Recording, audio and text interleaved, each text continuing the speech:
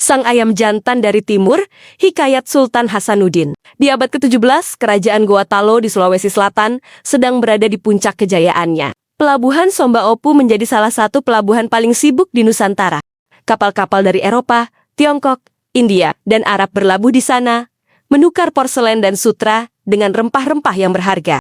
Di tengah kemasyhuran inilah lahir seorang pemimpin besar. Bernama asli, I Malombasi Daeng Matawang Karaeng Bonto Mangape. Ia naik tahta pada tahun 1653 dan bergelar Sultan Hasanuddin.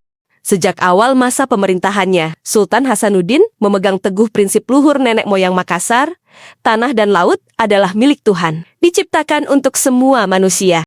Baginya, laut adalah jalur bebas. Siapapun boleh berdagang. Namun, prinsip ini bertentangan keras dengan ambisi Volkswarenida Oostindische Company dari Belanda. VOC yang serakah ingin memonopoli perdagangan rempah-rempah di wilayah timur Nusantara Makassar. Mereka menuntut agar Makassar menghentikan perdagangan dengan bangsa lain selain Belanda. Dengan tegas, Sultan Hasanuddin menolak, "Kami tidak akan pernah menjual kedaulatan kami demi keuntungan dagang semata." Ketegangan memuncak. Belanda yang merasa terancam oleh kekuatan maritim Goa Makassar mengirim armada tempur di bawah pimpinan Cornelis Spilman. Perang pun pecah. Pertempuran ini tidaklah mudah bagi Belanda. Pasukan Goa Makassar, dengan perahu-perahu pinisi dan semangat sirina paks harga diri dan kehormatan, bertempur bagaikan badai di lautan.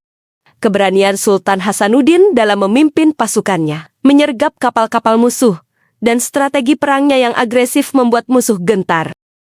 Kekaguman bercampur rasa takut membuat Belanda memberinya julukan abadi, De Haantjes van het Oosten, atau ayam jantan dari timur, menyadari bahwa pasukan Sultan Hasanuddin terlalu kuat untuk dikalahkan secara militer murni. VOC menggunakan taktik licik Divide et Impera atau politik adu domba.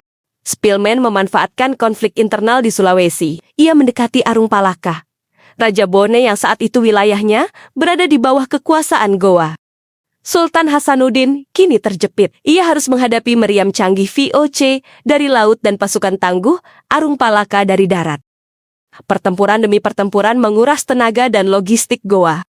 Demi menyelamatkan rakyatnya dari kehancuran total, dengan hati yang berat, Sultan Hasanuddin terpaksa menandatangani perjanjian Bongaya pada tanggal 18 November 1667. Isi perjanjian itu sangat merugikan Goa. Goa harus mengakui monopoli VOC. Wilayah kekuasaan Goa diperkecil. Goa harus membayar ganti rugi perang yang sangat besar. Namun, jiwa sang sultan tidak pernah benar-benar tunduk. Ia menandatangani perjanjian itu hanya sebagai taktik untuk menyusun kembali kekuatan. Tak lama setelah perjanjian, perlawanan kembali meletus. Sultan Hasanuddin menolak membiarkan Belanda menginjak-injak harga diri kerajaannya. Namun, kekuatan musuh yang bersatu, Belanda dan sekutu lokalnya terlalu besar. Benteng pertahanan terakhir Goa, Benteng Somba Opu, akhirnya jatuh setelah dihujani meriam berhari-hari.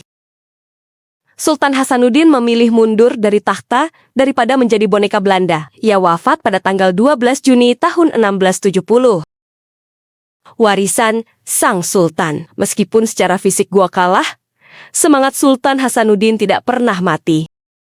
Ia mengajarkan bahwa kedaulatan bangsa di atas segalanya. Makamnya di Katangka, Goa, kini menjadi saksi bisu keberanian seorang pemimpin yang berani menantang raksasa kolonial demi kebebasan laut dan tanah airnya. Namanya kini abadi, bukan hanya sebagai nama jalan atau bandara, tetapi sebagai simbol keberanian yang terus hidup di hati orang-orang Makassar.